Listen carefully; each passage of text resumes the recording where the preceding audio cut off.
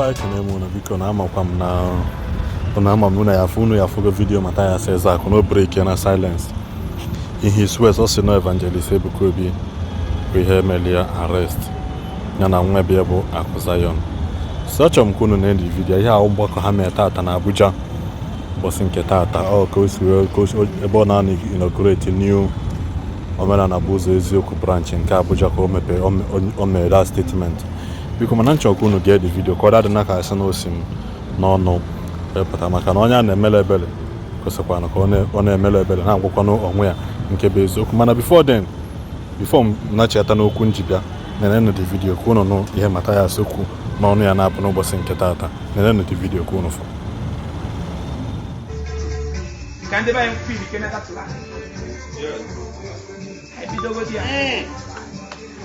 I'm a baby and I'm a go pay my state.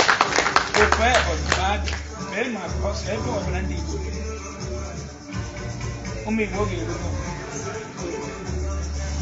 Oh yeah, I get maybe them when I did hanya.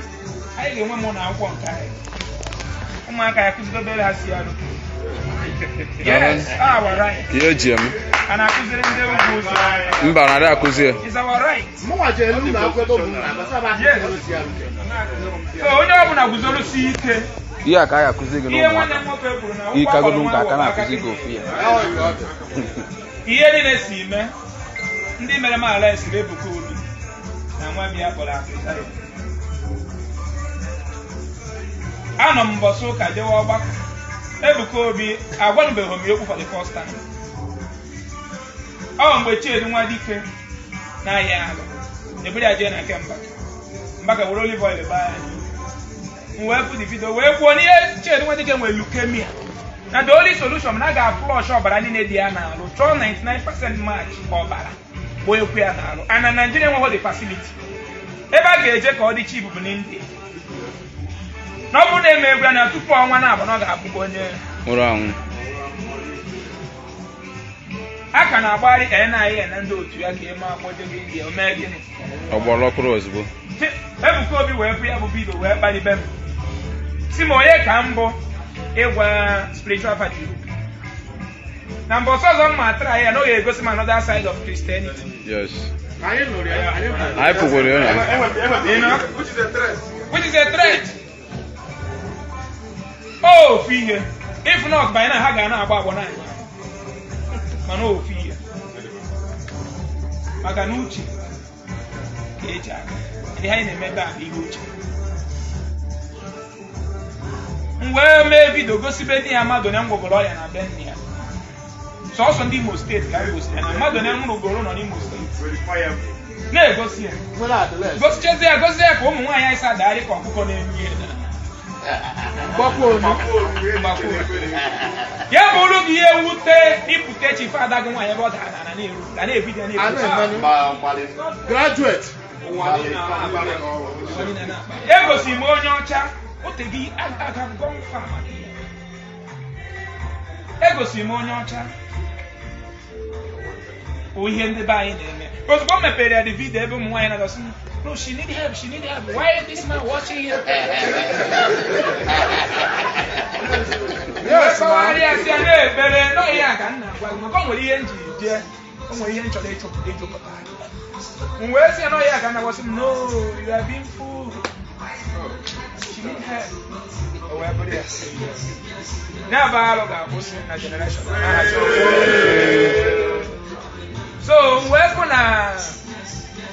Ngwe reply chanya so mo ihe ọjọọ o mere na anyị were ndị be anyị ngwakwa mbụ maka na ya kpatala anọrọ m onwe m kpaba ya bụ nke gbakasị isi nke o mere last month ọ pụtara sị na emesi ekpere ya na oke ma nke mere akụ ịma na ndị aga ịma agaghị ha dị egwu nke mere akụ emekwe vidio maka ewere ma nọọsụ na mere akụ chuzi ego onye kpụrụ izizi gị nyere ya aka si mere akụ ọ bụrụ ụzọ zi mere akụ ị chọrọ ịfụ ụzọ ọzọ ọ bụ ị chọrọ ịfụ nwa gị ọzọ ọ chọrọ enyemaka onye nwa ka ọ tụrụ ya okwu n'ọnụ o wee si oju anya ọ sị ya na ya 400,000 ya chọrọ ha na ọ chọrọ enyemaka ngwa wetara ya 400,000 o wee bụrụ ya o wee koodu kwu ya site na-ego ka ọ chọrọ wee wepụtazie ya vidio ebe ọ na-ajụ one girl what is your name the girl si ya why must you know my name then gị gawa na ya chọrọ gị fọs ma fọs bido onye nke ahụ maka na ndị isi ojii bụ onye daa na nsogbu eme gị please onye ahụ enwe ọkụ n'epa so ọzọ dị ka ibe ya dị m ka onye nwapụtazi arrest bụ na ọ pụtara sị na ya mesịrị ekpere na spirit wee appear n'iru ya na wee chọọ cast the spirit ọ sị ya egbukweni ya na ya bụrụ ajọ mmụọ na ọkụrụ ya gburu ya egbu ihe menji ti ebe anyị ba no mention Igbo anyị enwe m NGO iji kwuchitere ala Igbo ọnụ be registered Igbo love themselves ekwube izuko n'anya onye gburu ihe esi na ihe ekwuru o wee sị na n'ihe ihe dị mma ji wee mere apịa na nwa ya nwaanyị na-abịa ebe a na nwa ya chọrọ ka egbuo ya otesi na chọrọ ka egbuo nwa otesi na demand bụ ọbara na demand bụ oyi ukwu na ọ gwara ya afa ọnkụrụ ya mana ya chọrọ ikwu ya for security anyị na-ebute separation na ala Igbo na onwere spirit ọ bụ na ọkụ n'ihe ọ na-eme bụ ọrụ ka ọ na-atụjọ oke odo obere so wee kọwachi ihe ahụ anọzi m on Sunday they humiliated us I watch it but ya dịba mana ihe bụ obi ụtọ na ihe niile mmeri mechakwa bụrụ ha wee bịa ụwa tie ọnụ ekporo m ka maka onye ori at least the law kwuru na onye nwere ọfịs na-abụrụ na oji egbe ezu ori ma onye mere na-ekwesịghị ishu onye ahụ invitation enwere about 7 working office na Igbo the whole 5 states Igbo love themselves charity foundation dị open na abụọ enwere ebe m na-azụ ahịa na mbụ enwere m office of my estate anche na dị open enwere ebe weta invitation o wee bụrụ ebe anyị na control almost 500 people ka ị bịa n'etiti ha ekporo m ịmakwa na such arrest nwere ike cause casualty ma ndị mere ome a emere ọ dị mma ihe ndị na-abụ ka emegide anyị ka eme intimidate ka a sị na-emegide anyị mana ụdị na-ebelego na mgbagwo ewee kpụrụ m bịa Abuja mmiri wee zuwe na Abuja onye abịapụ onye abịa nwanne m nwoke barista Henry unu ga-amụ ya o nwere one video mere ga viral bọsị na Nnamdi Kanu ji ekọt ọkwa dike nọ n'ilo onye nwa mere video na-asị na ọkwa dike ka unu dowere n'ilu ọ bụrụ Emir of Sokoto ma ga-edobe ya n'ilu onye DSS na-asị ya na ọ ga-agba egbe ọsị ya agba ya na ada anwụ ọnwụ gboro na so ewee bịa kpụrụ mgbagote Abuja on Sunday ka ya gbagote on Monday ha je weta detention form wee kpụrụ mba asel chefo on Tuesday ndị banye wee bịawa o nwere honorable bịakwa barista Henry ha ma nwanne nwoke Pius ma barista Ocha n'ebe barista Ocha mbịa kwuo ọbụgbọ na ọgọ nwoke ka ọ na ya na nwunye mbụ the same village ewee bịa ha mamazi ya megide meet edi IG onye bụ ịgachi nweta IG of police o wee nye ọda n'ime abalị asị release ewee chọọ bail bond eje release mmadụ na sel ọ bụrụ na that station enweghị ha ji maka jewe garik n'abalị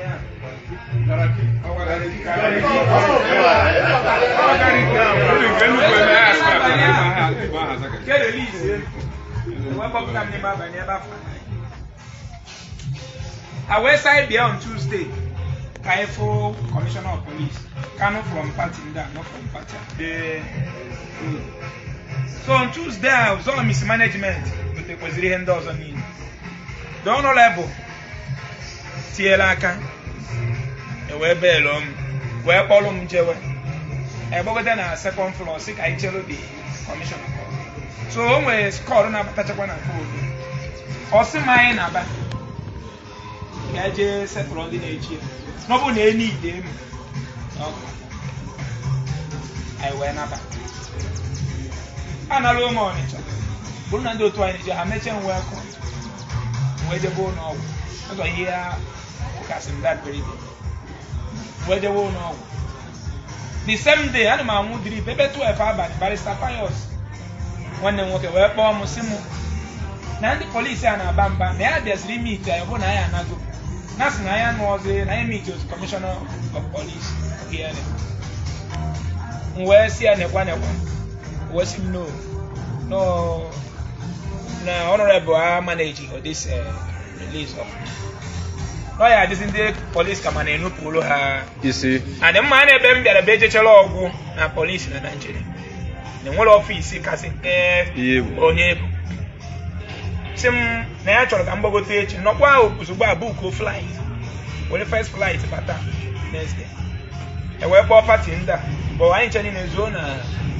ọfisi kọmishọn by then ha nwa na onwe ha nụ ndị kpọla eko ego nke asị ka ha mesowe ndị eke kesi why eji release Emma na aba ọdịma nwere bribe m nyere fa emere ogo kodi ihe asị adị so m wee gbagote the thing with the commission ọ bụkpụrụ oge nwa ọ ya ewute enweghị onye ọ ya abụrụ ya ime gịnị so m wee adowezara na njọmpụ be ọ ka ha si tinye ya m wee gbagote ewee kpebe mkpeche maka nna ekwu ozi ọma Chineke onye ọ naghị ege ngwa biya okwu gwaba kọmishọn ogwu n'ụlọ otu a ndị okwukwu bụ okwukwu kpuchi okwu ewee jụọ Akụ Zion si na ya nwa bịa meme arrest o wee jụọ ya kedu ihe o ji meme arrest o si na ọ maka Ebuka Obi o wee jụọ ya si ya e nwere authorized letter Ebuka Obi nyere ya to arrest me o si no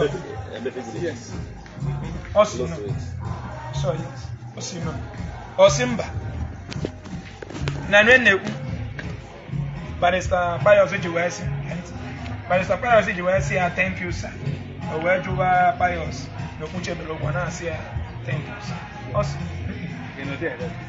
I was there. Listen, I'm going to get you there.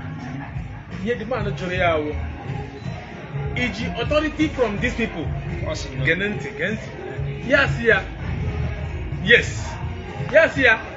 where is it?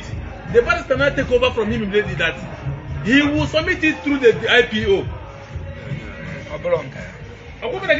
Yes, I know. Okay. That was what happened. I was there.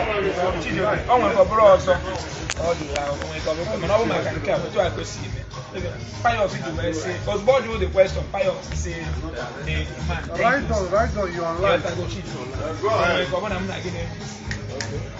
So, I wait him na detention again. Well, no, come by detention now. Mazi Chijuki, Henry, Njam, Barrister, Manwabe Macon, onye ọbụla. So I say true Kwabia station. My one of our member, we police in Alabama, senior from a face of Colombia, and a Munya Burundi, go tell him at all NG if child. He may say, and do try a capag, I want to solo my everything. So, everybody, where's Yana Ezibu Muma Maka? Ezibu man or come man or and all ye man and the way Iwaji Chile laws are seen. When was there that Thursday? Well, I want to know why is it? Barrister Henry, however, the next day, the other day, however, I say, I know from me, however. However, has no Ozokome, no law firm Ozokome. Send for the lawyers or whatever. Anyway, with them, some no law could go. And see how. Or some no barrister nam the can. And I know Ozokome, and you know where. So Ozokome, net belly nam the can. No one I drag and walk out of the court. No give it a new enemy. n'ala Igbo. Ndị IPOB nwere ike isi gị ị na-agbazi ha mgba. And in my IPOB, the only people who will stand have government. As an individual, if you challenge them, you are gone. Especially when you're on a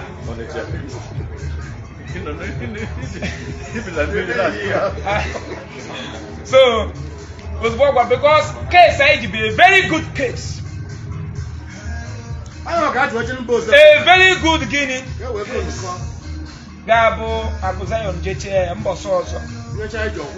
Oman takes the power on his own. However, Obama was born Obi magnet in you. By then, Macron and fire will go, petition will go to go for my fundamental human right. By Macron can happen to Case. Send Wabia submit letters. Ebeni Muluzo. Ebeni Megin. When I woke up, when I Chijo, Barrister Pius. One of them, Jano Hike.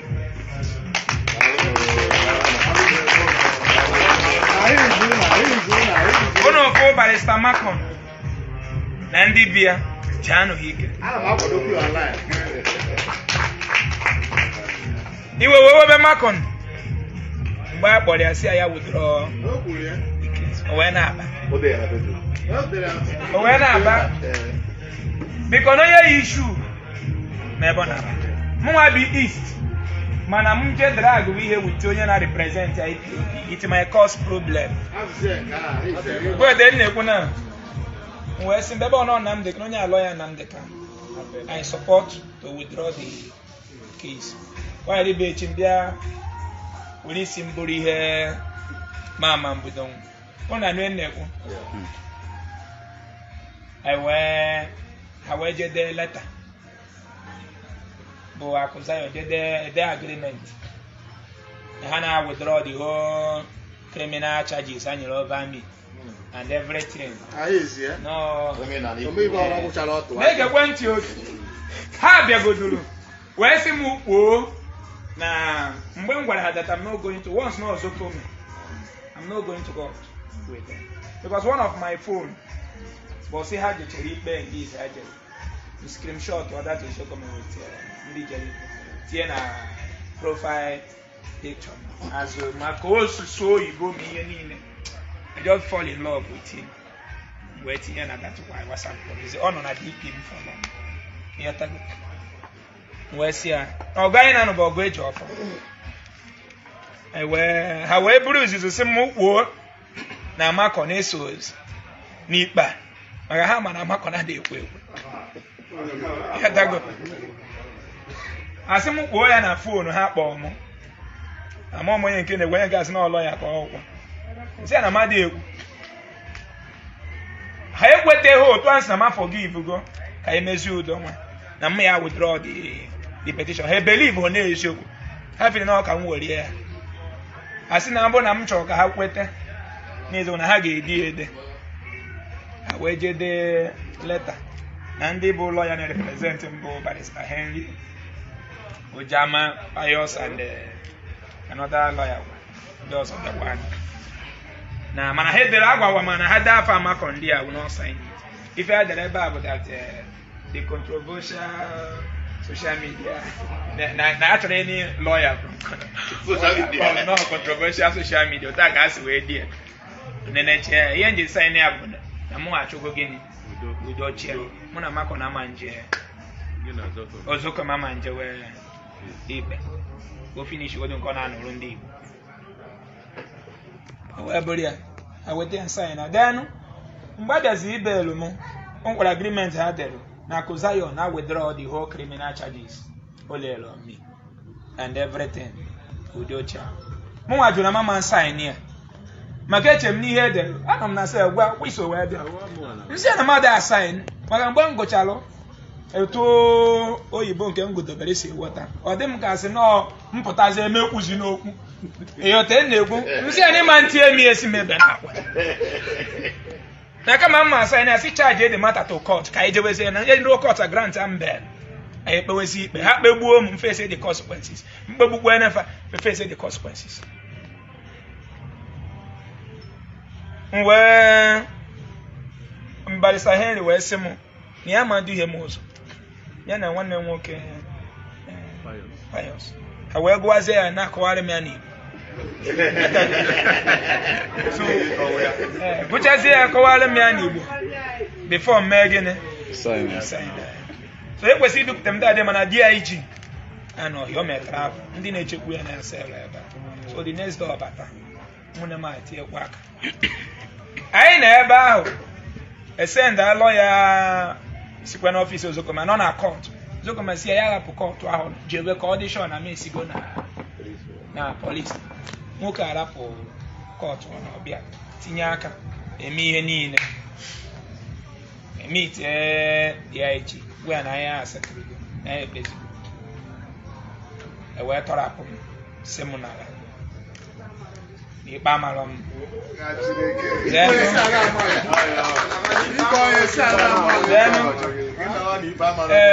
mgbe akụ mụ na atụ Zion na-ekwu o wee sị na ha ya abịa ineta onye agbara egbe na ha ya ete ekwe care of onye agbara egbe single-handedly so anyị wee jewe na nke Ozokoma wee lute. The man talked to us as a father, not only as a lawyer. As a father, bụ ihe ndị Igbo n'obi. Gwaba anyị okwu, nyebe m ndụmọdụ. Gwakwana m ebe m si wee daa ya na law. Na ọ bụrụ na m na-eme live program, na ọ bụrụ na ada akpọ mmadụ afa, o nwere ka o si wee gwa m ya.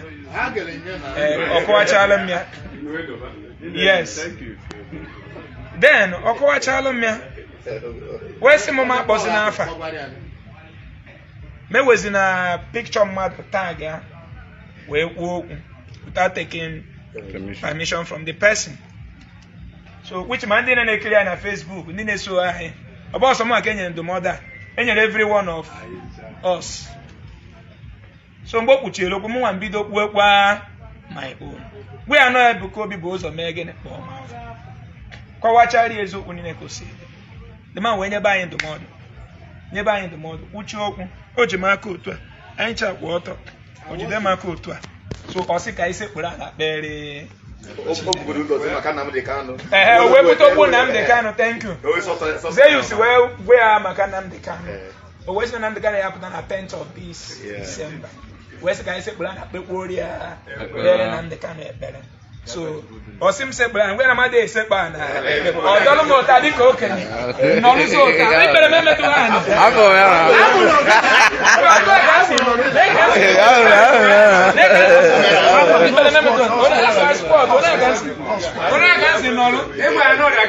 yes say I'm not against my faith wee sụkwa ọtọ because okenye ka ọ and ọdọkpụ m n'aka nsụkwa ọtọ o wee kpechie ekpere ya mụnwa mmechikwuzie ya n'aha Chukwu okike abịa ịmana ha tiere ozi vidio nke ahụ ka ekpechiri ekpere ahụ ntinye ozugbo n'aha Chukwu okike abịa ma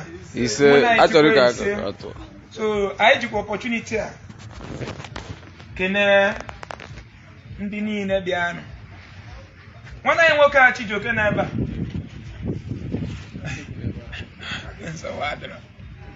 mana ọ ya adịrị gị na mma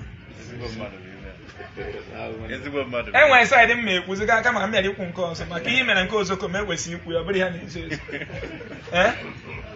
nsogbu adịrọ mana onye a bụ dike bụrụ ezigbo mmadụ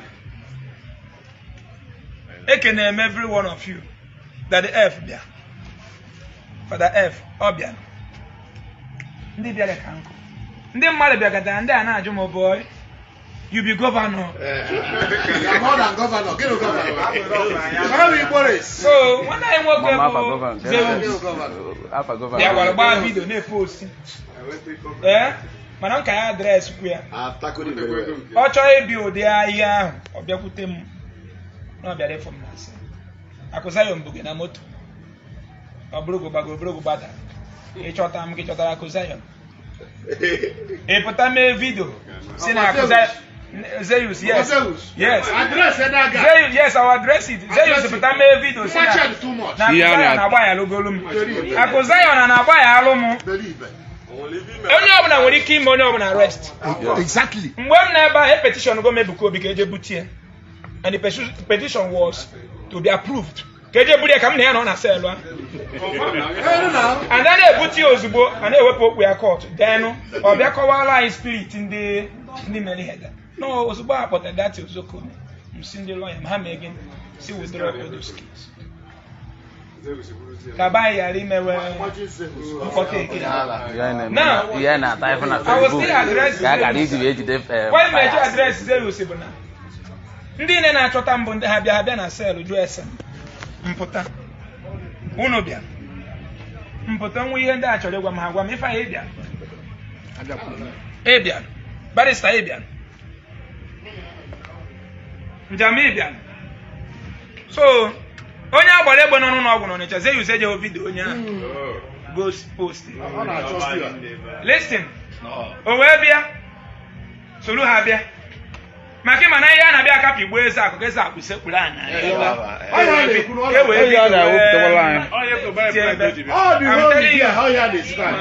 enwere vidio mfunye na barista mere afọ vidio obi agbawa ọ nọ na vidio a na-asị na Akụzayon agba ya n'ugolu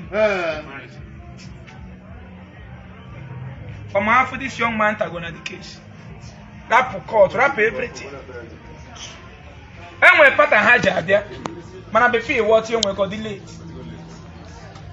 mana eziokwu remains the same mana I love na nwere okay gị nwana nwoke bịa ube anything ma ọ bịa ọ sị na Akụzayon na-agba ya lugo Akụzayon na-agba ya alụm Akụzayon na-ema ndowe nwu m na cell maka na enwere gịnị law.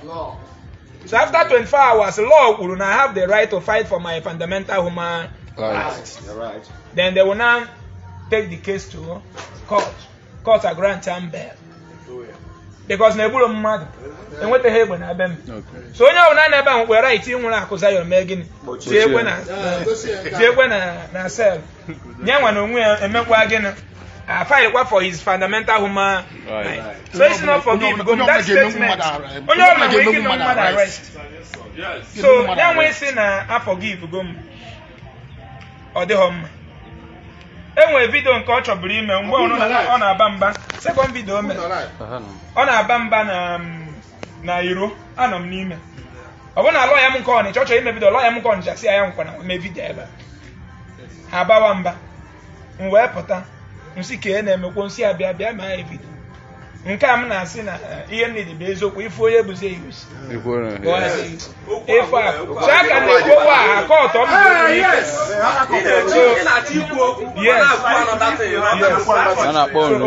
Ọ bụ na akpọ ọgọ n'ime aka ọtọ odo okwu ni drop channels. O wee bụrụ ya. So eji m ohere a ke na onye ọbụla abịara ebe a. Ihe anyị mere agree na station bụ na I withdraw go the case. Kudochia. Onye ọbụla na ebe ọ bụrụ ọsọ gị ka ọ na-ewute. Mana onye ọbụla buru iwu ya mee gịnị? Let the case die and let our gospel continue.